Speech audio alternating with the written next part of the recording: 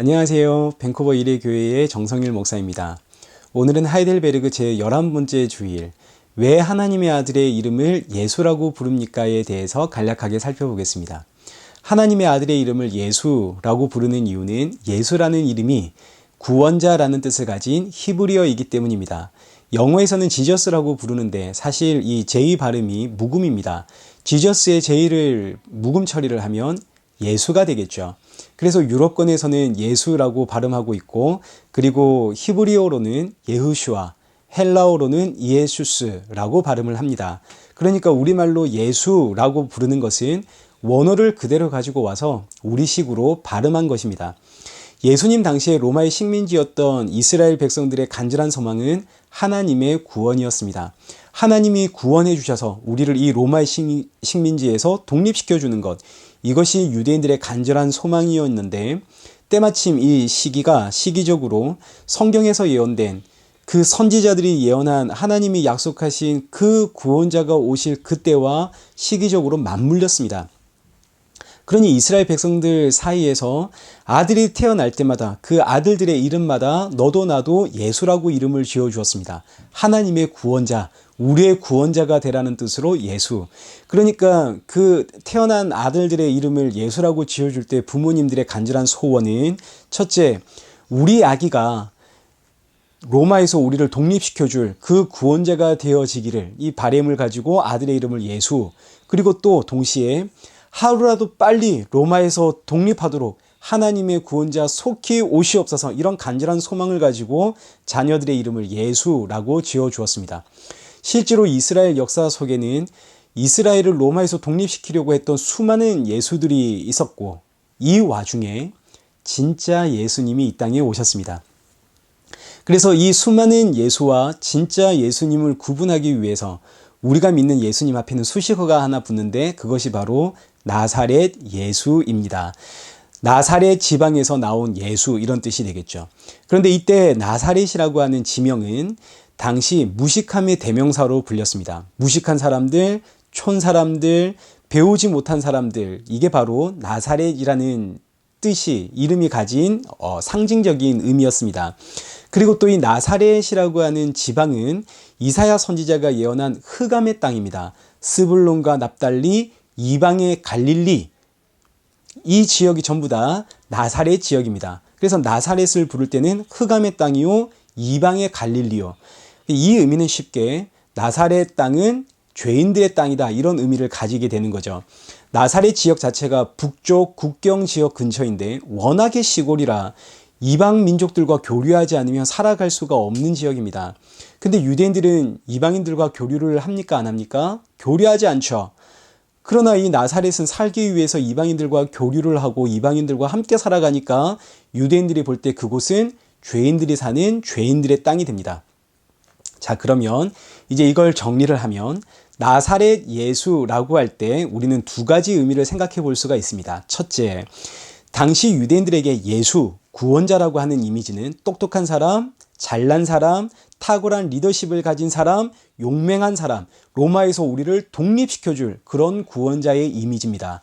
그런데 나사렛 예수라고 할 때 나사렛 예수가 주는 이미지는 이런 기대를 조금 더 충족시켜주지를 못합니다. 나사렛 예수는 배운 것도 없고 가진 것도 없는 예수입니다. 그게 무슨 우리의 구원자가 될 수 있는가? 도무지 믿고 의지하고 따를 만한 요소가 눈꼽만큼도 없는 구원자. 자, 오늘 우리는 어떤 구원자를 찾고 있습니까? 이 땅에는 수많은 구원자, 수많은 예수들이 있습니다. 물질적으로 나를 도와주는 물질의 구원자, 물질의 예수가 있을 것이고, 내가 시험을 칠 때마다 그 시험을 패스해주는, 그렇게 시켜주는 지혜와 총명의 구원자, 지혜와 총명의 예수가 있을 것이고, 사람들을 휘어잡게 해주는 권력의 예수, 카리스마의 예수가 있을 겁니다. 그런데 성경이 말하는 예수는 그런 예수가 아니라 나사렛 예수입니다. 나사렛 예수는 내가 의지할 만한 것이 아무것도 없습니다.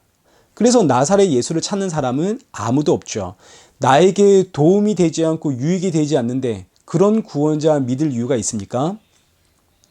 그래서 사람은 절대로 나사렛 예수를 믿을 수가 없습니다. 자, 이제 이걸 정리를 하면 나사렛 예수라고 할 때 첫 번째 의미는 사람은 도무지 믿을 수가 없는 구원자라는 뜻을 가집니다. 예수님이라는 그 이름 안에는 사람은 절대로 믿고 의지할 수 없는 구원자, 이 의미가 담겨 있는 거죠. 자, 둘째, 나사렛이라고 하는 땅은 죄인들의 땅입니다. 그런데 나사렛 예수 이렇게 이야기를 하면 무슨 뜻이 되겠습니까? 죄인들의 구원자, 이런 의미가 되겠죠. 잘난 사람들의 구원자가 아니라, 의인의 구원자가 아니라 죄인의 구원자, 이게 예수라는 이름 안에 담겨 있는 뜻입니다. 그래서 예수님 이 땅에 오셔서 하시는 말씀이 마태복음 9장 13절에서 나는 의인을 부르러 온 것이 아니요 누구를 부르러 왔다고요? 나는 죄인을 부르러 왔노라.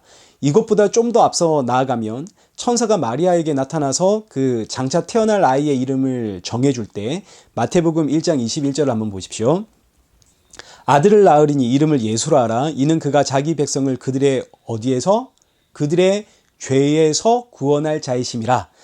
너무나 정확하게 예수라고 하는 이름이 가진 뜻을 분명하게 밝혀놓습니다. 예수님은 자기 백성을 죄에서 구원하실 분입니다. 이 땅의 모든 인생들이 자기 힘으로 해결되지 못하는 문제에서 구원받기를 원합니다.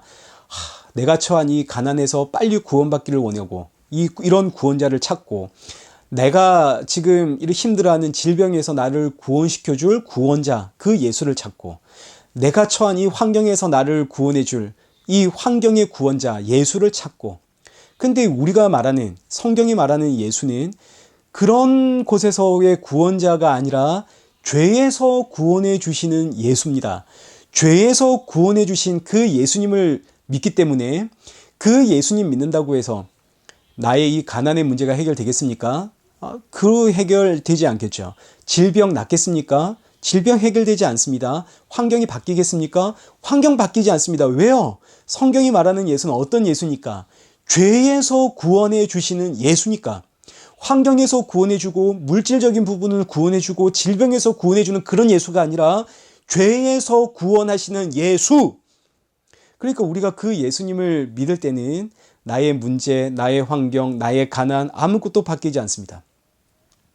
그래서 하나님의 아들을 예수라고 부르는 이유는 첫째, 예수님은 여러분의 소원을 응답해주는 램프의 요정이 아니다. 이게 첫 번째 의미가 담겨 있습니다. 예수님은 그런 램프의 요정이 아니라 죄와 사망에서 너와 나를 구원해 주시는 구원자다. 자, 둘째, 이 예수를 믿는 믿음은 절대로 사람에게선 나올 수가 없다. 이게 예수라는 이름 안에 담겨 있습니다. 사람은 내 문제 해결해 주지 않으면 믿고 싶은 마음이 전혀 없습니다. 아니, 내 문제도 해결해 주지 못하는 그런 구원자가 무슨 구원자인가? 그게 무슨 예수인가? 내가 또 무슨 죽을 죄인인가? 내가 얼마나 죽을 죄인이라 그 예수를 믿고 죄사함 받으라 하는가? 사람은 절대로 예수를 믿을 수가 없습니다.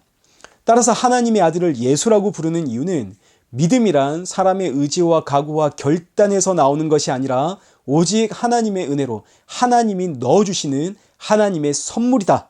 에베소서 2장 8절 보십시오. 너희는 그 은혜에 의하여 믿음으로 말미암아 구원을 받았으니 이것은 너희에게서 난 것이 아니요 하나님의 선물이라. 이 의미가 예수라는 이름 안에 고스란히 담겨 있는 거죠. 오늘 저와 여러분이 예수님이라고 고백할 때는 그 예수님은 나의 소원 응답해 주시는 분이 아니라 죄와 사망에서 나를 구원해 주신 분. 이 예수님을 믿는 믿음은 나에게서 나온 것이 아니라 하나님이 내 안에 넣어주신 선물.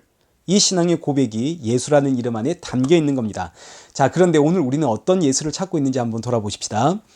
내 문제 해결해 주고 내 가정의 문제를 해결해 주는 그런 예수를 찾고 있는지, 아니면 죄와 사망에 매여 있는 나 같은 죄인을 구원하기 위해 십자가에 죽으신 예수를 찾고 있는지 한번 돌아보십시오. 종종 저에게 이런 이야기 하시는 분들이 계십니다.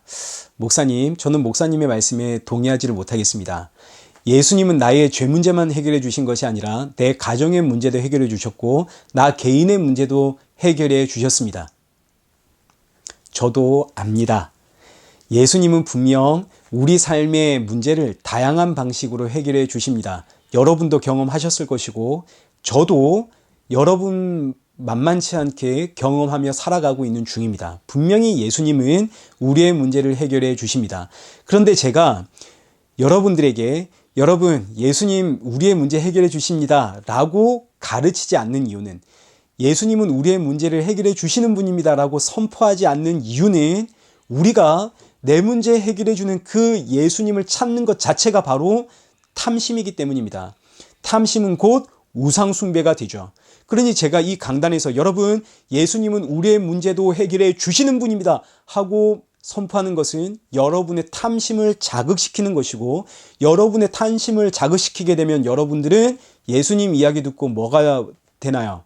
우상숭배자가 되는 거죠. 제가 이렇게 말씀을 선포하면 되겠습니까? 안 됩니다. 저는 그럴 수가 없습니다. 저는 이 강단에서 여러분, 예수님은 나의 문제 분명 해결해 주시지만 나의 문제 해결해 주시는 그 예수님을 바라보는 것 자체가 탐심이요 우상숭배요 죄입니다.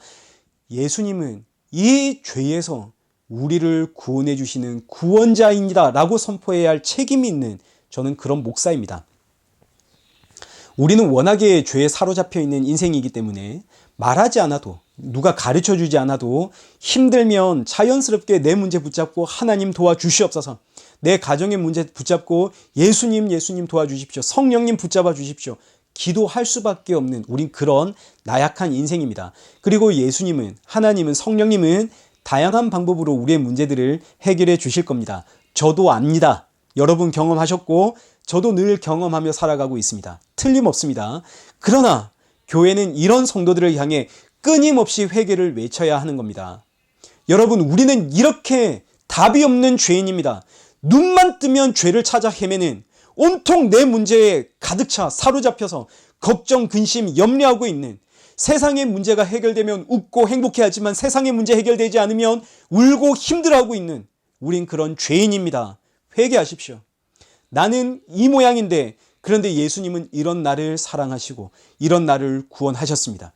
이 죄와 사망에서 구원하신 예수님만이 저와 여러분의 유일한 소망입니다. 이게 바로 복음이고 교회는 이 복음 선포하는 곳입니다. 자, 이제 하나님의 아들을 왜 예수님이라고 부르는지 대해서 완전히 알았습니다. 다음 주에는 이 하나님의 아들 예수를 왜 그리스도라고 부르는지에 대해서 간략하게 살펴보겠습니다. 한 주간도 건강하시고 이틀 뒤에는 이사야서 강의로 여러분을 찾아뵙겠습니다.